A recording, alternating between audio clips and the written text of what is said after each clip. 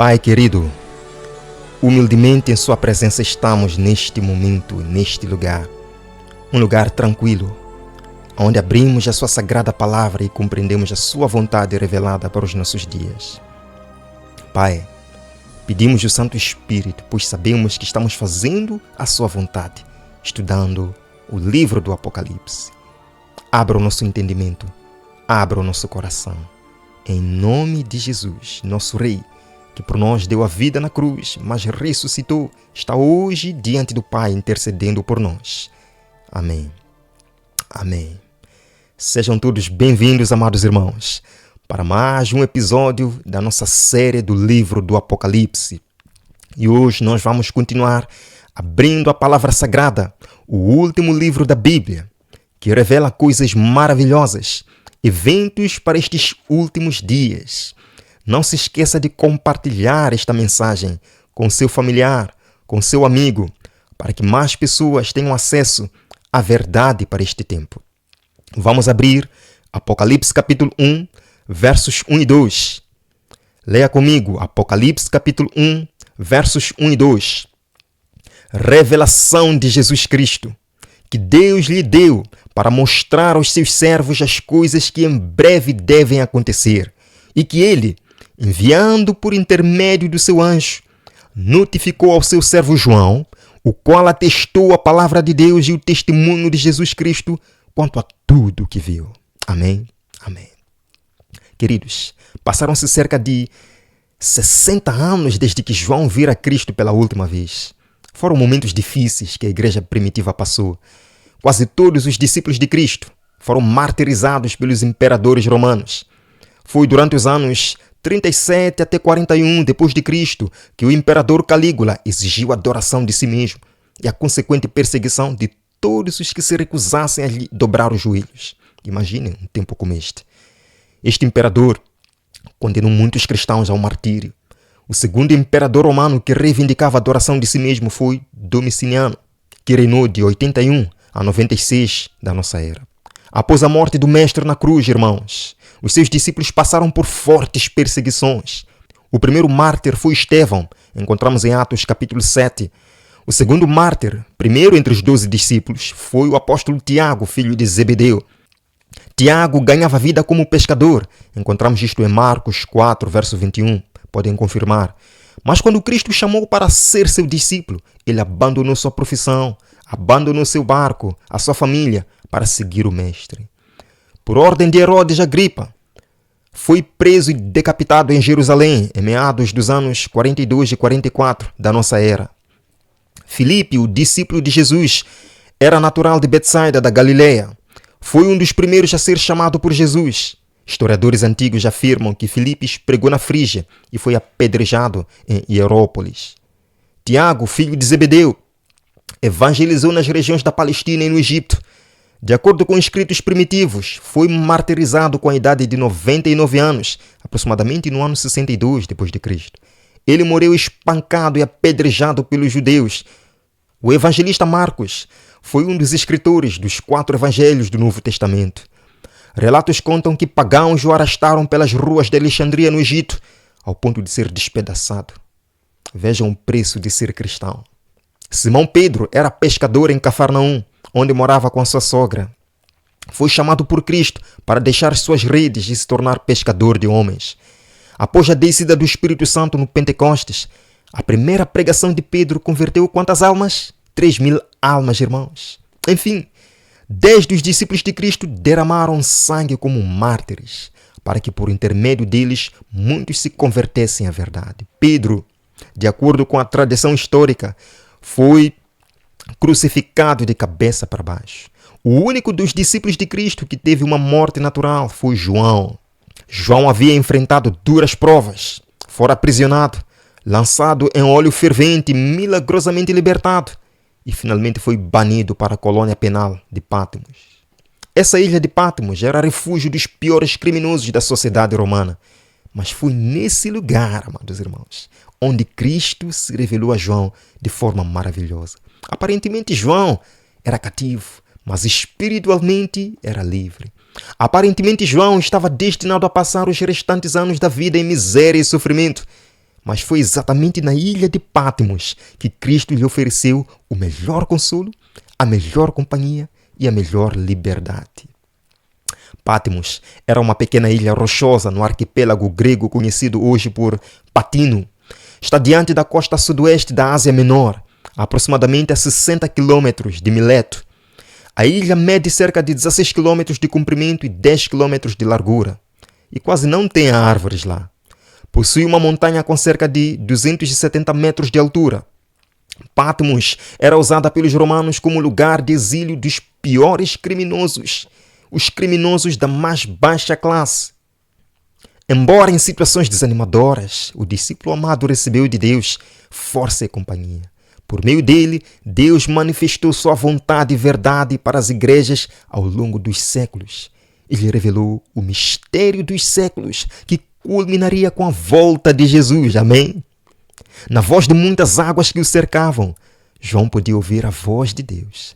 O céu noturno e estrelado era para ele uma parábola de vida e tudo lhe certificava que Deus é amor. As rochas que o cercavam faziam-lhe lembrar-se constantemente de Jesus Cristo, a rocha eterna. Apocalipse 1, verso 1, voltamos a ler. Revelação de Jesus Cristo, que Deus lhe deu para mostrar aos seus servos as coisas que em breve devem acontecer e que ele, enviando por intermédio de seu anjo, notificou ao seu servo João. Jesus Cristo é o próprio autor do livro do Apocalipse. É no Apocalipse onde Jesus Cristo é revelado. No Apocalipse é revelado Cristo desde os tempos mais antigos. Diz Apocalipse 13, verso 8. O Cordeiro que foi morto desde a fundação do mundo. É o Apocalipse que mostra de forma clara e evidente a missão de Cristo, a sua aparência, a sua eterna glória e a sua íntima relação com o Pai. A palavra Apocalipse significa revelar ou descobrir e expõe um terrível conflito que alcança dimensões cósmicas, no qual existe um vilão implacável, Satanás, e um herói que impressiona, Jesus Cristo. Em todo o livro do Apocalipse, vemos um terrível conflito entre Cristo e o maldito Satanás.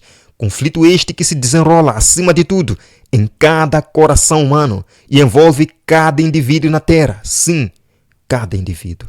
Ninguém está isento deste conflito. Ele é evidente e perceptível em todas as facetas da vida. O Apocalipse apresenta Cristo como um poderoso general. Ele nunca perde batalha, amado irmão. No Apocalipse, Cristo não aparece como fraco, nem indefeso, nem como um incompreendido. É a revelação de Jesus Cristo como um majestoso Rei dos Reis, que com seu poder abre o caminho e as portas da salvação. Como não confiar num Salvador tão forte e amoroso? Cada ato por nós praticado tem que reconhecer a esse Cristo como Salvador. Ninguém está salvo sem Ele, diz João capítulo 17, verso 3. João capítulo 17, verso 3. E a vida eterna é esta, que te conheçam a ti, o único Deus verdadeiro, e a Jesus Cristo a quem enviaste. Jesus é a vida eterna. Jesus é o doador da vida. Jesus é o príncipe da paz. Cristo deu a sua revelação ao anjo. Este tinha a missão de notificar a João tudo o que Cristo lhe revelara. E João aceitou com alegria essa revelação de Jesus Cristo. Verso 2, Apocalipse 1, verso 2. O qual atestou a palavra de Deus e o testemunho de Jesus Cristo quanto a tudo o que viu. João não permaneceu calado diante de tamanha verdade. Ele sentia como sua a obrigação de testemunhar daquilo que havia visto. Assim, cada um de nós tem uma grande responsabilidade diante da palavra que recebe de Deus. Jesus disse em Mateus 28, 18 e 19: Ide, fazei discípulos de todas as nações, ensinando-os aquilo que eu vos tenho ensinado. João não permaneceu calado, ele foi. Verso 3: Bem-aventurados aqueles que leem e aqueles que ouvem as palavras desta profecia e guardam as coisas nela escritas, pois o tempo está próximo. A bênção é pronunciada sobre todo aquele que der ouvido a este testemunho. O próprio autor do livro pronuncia uma bênção sobre aquele que ler, ouvir e praticar as palavras desta profecia, pois o tempo está o quê, irmãos? O tempo está próximo. Sim, lemos aqui testemunhos para ministros. Há necessidade de mais íntimo estudo da palavra de Deus. Estou lendo nas páginas 112, 113, testemunhos para ministros, de Ellen White. Há necessidade de mais íntimo estudo da palavra de Deus. Especialmente devem Daniel e Apocalipse merecer atenção como nunca dantes na história de nossa obra. A luz que Daniel recebeu de Deus foi dada especialmente para estes últimos dias. A principal razão para o estudo do Apocalipse é porque estamos vivendo nos últimos dias, irmãos. O tempo está próximo. Mas que tempo está próximo? O tempo para o cumprimento destas profecias. Cristo nos adverte à vigilância e ao estudo do Apocalipse, pois muitas profecias se cumprirão enquanto o povo de Deus ainda estiver adormecido. Lembram da parábola das 10 virgens? Lemos mais uma passagem. As predições do livro do Apocalipse que ainda não se cumpriram, logo se cumprirão. Podemos acompanhar nas atualizações proféticas. As predições do livro do Apocalipse que ainda não se cumpriram, logo se cumprirão. Esta profecia deve ser agora estudada com diligência pelo povo de Deus e compreendida claramente. Não é para ter dúvidas sobre a profecia agora, amado irmão. Ela não encobre a verdade, nos previne com clareza, contando-nos o que haverá no futuro. Lemos isto no Notebook Leaflets, de Ellen White, volume 1, página 96. Queridos, tudo o que precisamos saber para o futuro está patente no livro do Apocalipse. Cabe-nos estudar com sinceridade e humildade de coração.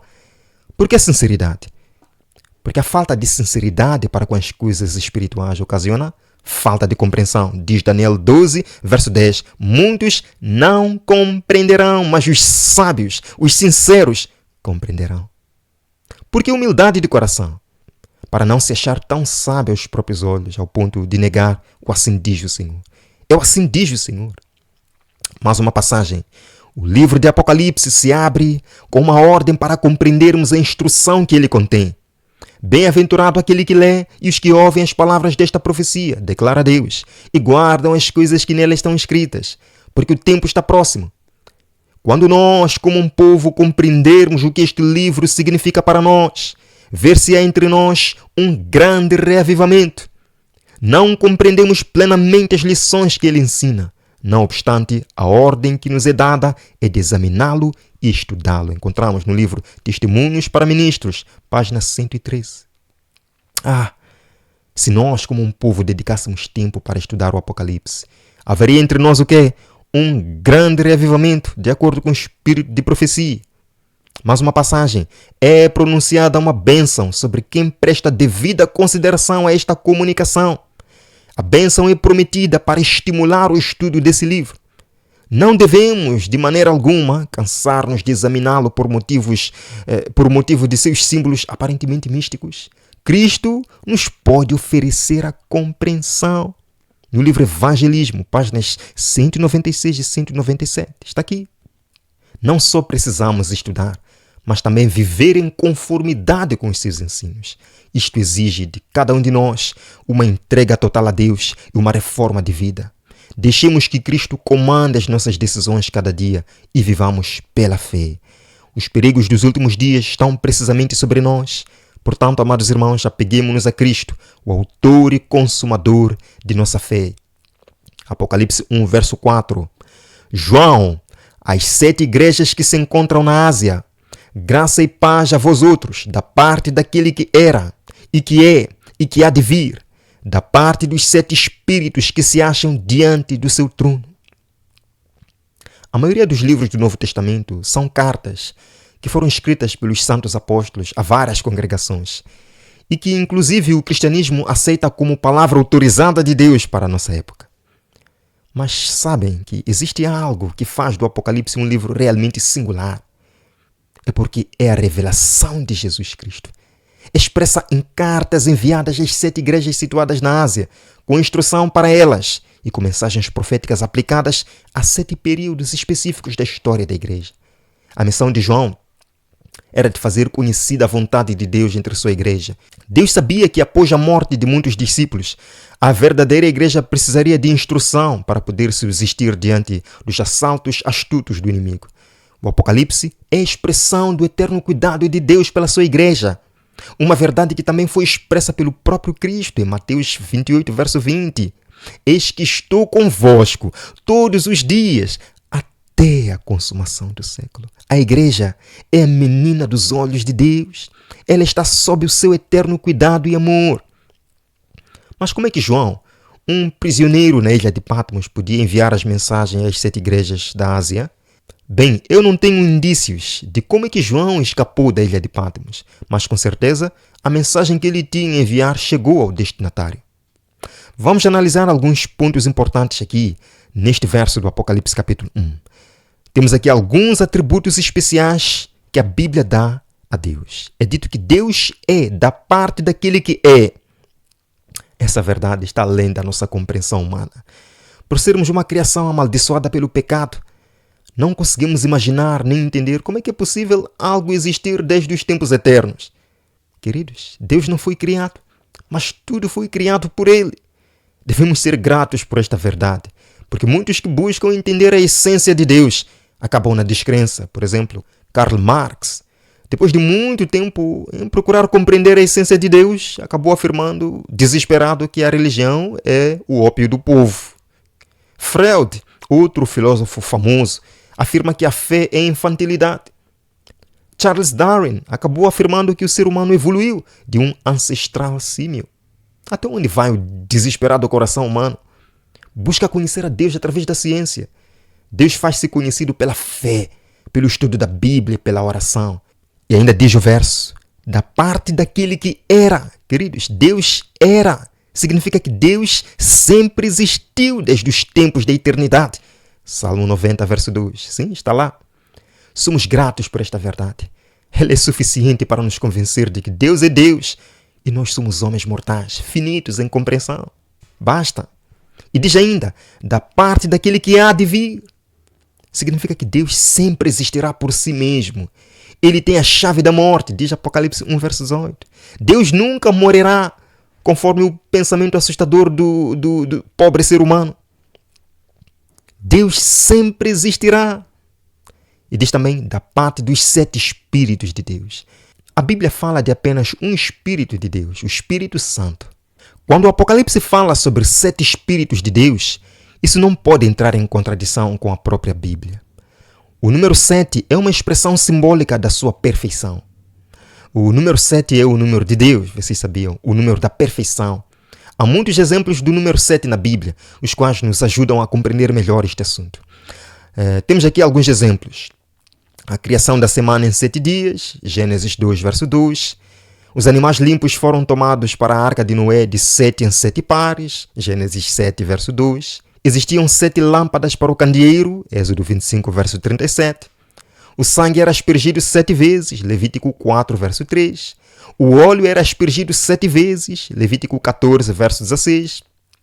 Miriam, irmã de Moisés, ficou 7 dias fora do acampamento para purificar-se da lepra, Números 12, verso 15. 7 sacerdotes diante da arca com 7 trombetas, Josué 6, verso 4. Percebem? Muitos outros exemplos do número 7 podem ser vistos na natureza e na criação de Deus. 7 dias na semana, 7 notas na música, Dó, Ré, Mi, Fá, Sol, Lá, Si, apesar de que existem notas ornamentais, Dó sustenido, Ré bemol, enfim. 7 cores no arco-íris. E a irmã Ellen White sintetiza dizendo que o número 7 indica plenitude. Encontramos no livro Atos dos Apóstolos, página 585. Portanto, não deve nos surpreender o Apocalipse quando fala sobre 7 Espíritos de Deus e 7 Espíritos de Jesus. Lembremos que o Apocalipse é a revelação de Deus, a revelação de Cristo. Portanto, é aqui onde Cristo é mais bem descrito. Ele é eterno com o Pai. Ele é o segundo na divindade. A revelação que ele tem com o Pai e com o Espírito demonstra o seu estatuto diante do universo. Deus Filho, o Deus encarnado. No Apocalipse, o número 7 também é usado. Vemos aqui 7 igrejas do Apocalipse, 7 candeeiros do ouro, 7 estrelas, 7 Espíritos de Deus, o livro selado com 7 selos, 7 anjos, 7 trombetas, 7 trovões, 7 pragas. Isto demonstra a mão de Deus sobre todos os acontecimentos. Nenhum dos eventos apocalípticos sucede sem a vontade de Deus. Daí que o número 7 em cada uma das séries proféticas do Apocalipse denota a autoridade de Deus sobre todos os eventos futuros. Ele está no controle de tudo. Amém? Amém. Apocalipse 1, verso 5. E da parte de Jesus Cristo, a fiel testemunha, o primogênito dos mortos e o soberano dos reis da terra. Aqui nos são apresentados mais atributos de Cristo. Ele é a fiel testemunha. Testemunha é alguém que representa outra, certo? Então, essa testemunha pode ser falsa ou verdadeira ou fiel. Para o caso de Cristo, ele é a fiel testemunha. Por quê? Porque enquanto esteve na terra, ele representou da melhor forma o caráter do Pai. Jesus é a fiel testemunha. João 14, verso 9 diz: Disse-lhe Jesus, Filipe, há tanto tempo estou convosco e não me tens conhecido. Quem vê a mim, vê o Pai. Jesus é a fiel testemunha. Tudo que Jesus fez foi para a glória do Pai e foi para desmentir o engano de Satanás sobre um Deus tirano, sobre um Deus irado. Com os seus milagres, conselhos e amor demonstrados, Jesus mostrou o verdadeiro caráter do Pai. O amor de Deus é eterno, amados irmãos. A maior expressão do amor de Deus encontramos no Evangelho segundo São João, capítulo 3, verso 16. Porque Deus amou o mundo de tal maneira que deu o seu Filho único, para que todo que nele crê não pereça, mas tenha vida eterna. Deus enviou seu Filho ao mundo porque ama-nos. Ele não amou-nos por ter enviado o seu Filho, não. Foi Deus quem tomou a iniciativa. Mais um atributo para Cristo nesse verso: o primogênito dos mortos. Jesus não foi o primeiro a morrer, certo? E nem foi o primeiro a ressuscitar. O que é primogênito dos mortos? O próprio Jesus já tinha ressuscitado Lázaro, a filha do Jairo, o filho da viúva e outros mais. Portanto, quando a Bíblia diz que Jesus é o primogênito dos mortos, declara que ele é o primeiro a ter poder sobre a morte. Amém? Essa mesma verdade é expressa em Apocalipse 1, verso 18, que diz: Estive morto, mas eis que estou vivo pelos séculos dos séculos e tenho as chaves da morte e do inferno. Amém? Cristo tem as chaves da morte. Ele ressuscitou os mortos pelo seu próprio poder de dar a vida. Sim, João 1, 1 a 4. Todos os que ressuscitaram pelo poder de Cristo viveram mais alguns anos na terra e novamente morreram. Porém, Cristo ressuscitou como primogênito. Ele foi o primeiro a ressuscitar com poder em si mesmo. Amém? Primogênito dos mortos significa que Jesus é as primícias dos mortos, o mais importante dentre todos os que passaram pela morte, cuja ressurreição é o tipo e o penhor da ressurreição de todos os mortos. Jesus é aquele de quem todos os mortos dependem, porque ele é a ressurreição e a vida. Jesus não foi o primeiro a morrer, não foi o primeiro a ressuscitar, mas é o primogênito dos mortos por ser o Deus encarnado, a fonte da vida. Mais um atributo para Cristo: ele é o soberano dos reis da terra. Cristo é de fato soberano dos reis da terra. Ele é o legítimo Criador, de quem todas as pessoas dependem para viver. Embora muitos, inclusive Satanás, tentem negar a soberania de Cristo, ele é de fato soberano. Apocalipse 19, descrevendo a segunda vinda de Cristo, diz que tem no seu manto e na sua coxa um nome inscrito: Rei dos Reis, Senhor dos Senhores. Em Apocalipse capítulo 17, descrevendo Jesus na batalha final entre o bem e o mal, diz que vencerão todos aqueles que estão com o Cordeiro, porque ele é o Rei dos Reis e Senhor dos Senhores. Quando Cristo voltar, todos os reis da terra, que hoje o negam como rei soberano, se prostrarão de joelhos e adorarão o príncipe da vida. Leia Apocalipse 6, verso 15. Os reis da terra se esconderão nas cavernas e nos penhascos dos montes. Apocalipse 1, verso 7. Eis que vem com as nuvens, e todo o olho verá, até quantos o traspassaram. E todas as tribos da terra se lamentarão sobre ele, certamente. Amém, amém. Sim, aleluia, Cristo vem. Ora vem, Senhor Jesus. Essa é a maior esperança de todos os tempos. Sem essa esperança, a vida não faz sentido algum. A volta de Jesus será um evento único. Ninguém poderá imitar. Por isso Jesus nos advertiu contra os enganos satânicos dos últimos dias. Em Mateus 24, 4 e 5, Jesus disse: vede que ninguém vos engane, porque virão muitos em meu nome dizendo: eu sou Cristo, e enganarão a muitos. Esta predição de Jesus está se cumprindo ao pé da letra. Vemos pessoas aparecendo hoje dizendo ser o Cristo.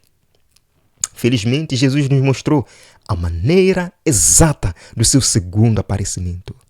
Mateus 24, 27 diz lá: porque assim como o relâmpago sai do Oriente e se mostra até no Ocidente, assim há de ser a vinda do Filho do Homem. Está aí, exatamente o que diz o Apocalipse.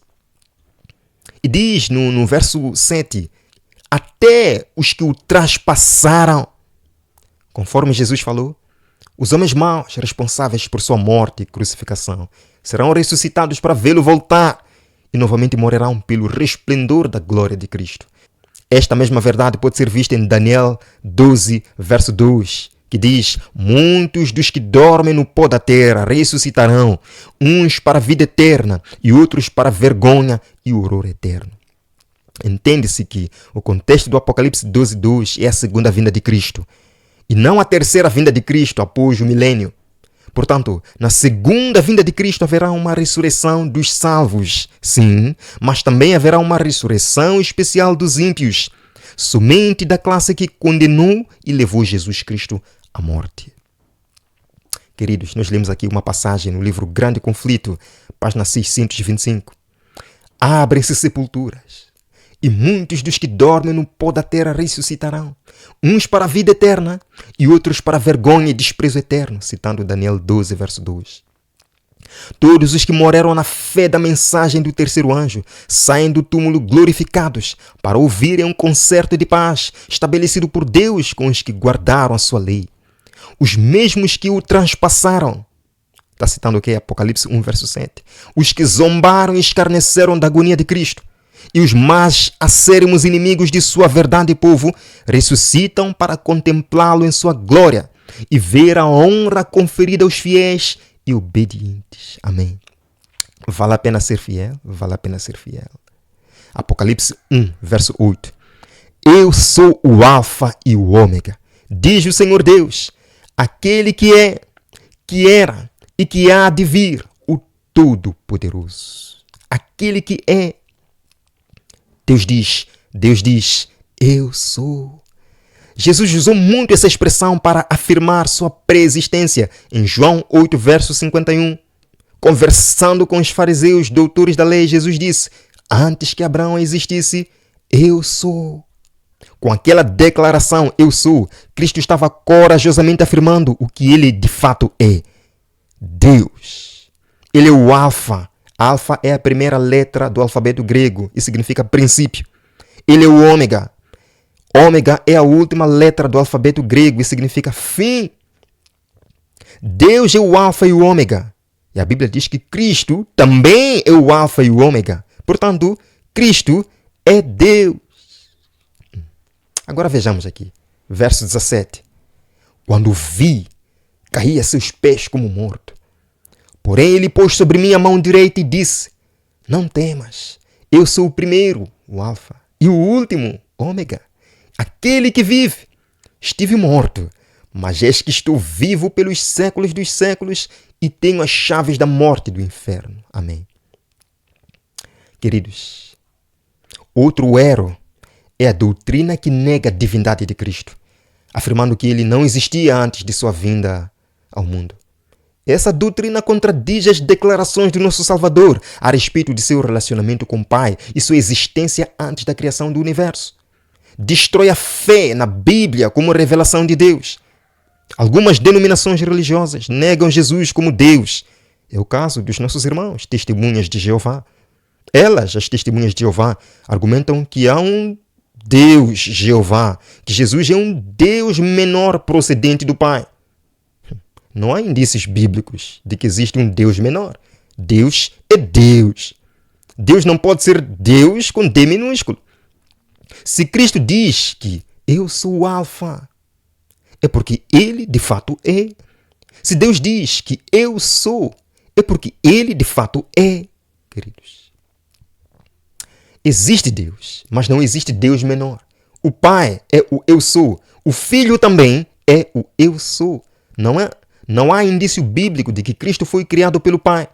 Mas sim, há indícios de que Cristo esteve no princípio com Deus. João 1, verso 2. Ele estava no princípio com Deus. Todas as coisas foram criadas por Ele. E sem Ele, nada do que existe existiria. Ligando o verso de Isaías 43:10 com João 1:2, entende-se que antes de Jeová não existia nenhum Deus, e nem depois de Jeová existiu algum Deus. Portanto, se Cristo esteve no princípio com Deus, então Ele é Deus. Não pode ser um Deus menor, porque não existe Deus menor. Patriarcas e Profetas, página 382. Jesus era a luz de seu povo, a luz do mundo, antes que viesse à terra sob a forma humana. O primeiro raio de luz a penetrar a sombra em que o pecado envolveu o mundo veio de Cristo. E dele tem vindo todo o raio do fulgor celestial que tem incidido sobre os habitantes da terra. No plano da redenção, Cristo é o Alfa e o Ômega, o primeiro e o derradeiro. Amém. Amém. Queridos, mais uma passagem no livro O Desejado de Todas as Nações, página 666, é dito: foi Cristo que no monte Horebe falou a Moisés dizendo: eu sou o que sou. Assim dirás aos filhos de Israel: eu sou, me enviou a vós. Foi este o penhor da libertação de Israel. Assim, quando ele veio semelhante aos homens, declarou ser o eu sou, o infante de Belém, o manso e humilde Salvador. É Deus manifestado em carne. Sim. A nós nos diz: eu sou o bom pastor, eu sou o caminho, a verdade e a vida. É-me dado todo o poder no céu e na terra. Eu sou a certeza da promessa. Sou eu, não temas. Deus conosco, Emanuel. É a certeza da nossa libertação do pecado, a segurança do nosso poder para obedecer à lei do céu. Amém. Abra o seu coração para Cristo, meu irmão. Aceite Cristo, porque Ele é a vida. Você pode ter um conhecimento fascinante sobre a Bíblia. Você pode ter um conhecimento fascinante sobre a ciência. Você pode ter luxo e tudo, mas sem Cristo você não tem vida. Você morrerá e morrerá para sempre. Quer vida, busque-a na fonte da vida, que é Jesus Cristo. Amado irmão, convido você a esta oração especial. Queremos agora entregar nossa vida e o nosso coração ao Salvador. Amado Jesus, obrigado porque o Apocalipse o revela. Você é Deus, você é o Criador, você é o Salvador, que vendo a raça humana arruinada pelo pecado, tomou a decisão de vir, viveu e morreu em nosso lugar. Ressuscitou, está hoje intercedendo por nós. Virá outra vez nos levar para a eternidade. Nesse Salvador, nós sim podemos confiar, porque Ele é organizado, porque Ele prepara o melhor para os seus filhos. Pai, santifica o nosso coração, prepara a nossa vida para os momentos finais.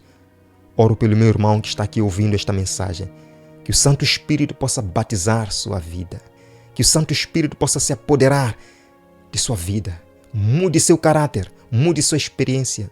Se está passando por um momento de doença, o Senhor possa o curar. Se está passando por um momento de crise financeira, o Senhor possa atender. E que louvado seja o seu nome, que a tua vontade seja concretizada sempre, porque a sua vontade é perfeita. Oramos nos méritos sagrados de Cristo Jesus. Amém. Amém. Amado irmão, maravilhoso estudo nós tivemos hoje. Nós nos veremos amanhã para mais um episódio da nossa série do estudo das profecias do Apocalipse. Que Deus o abençoe rica e abundantemente. Amém.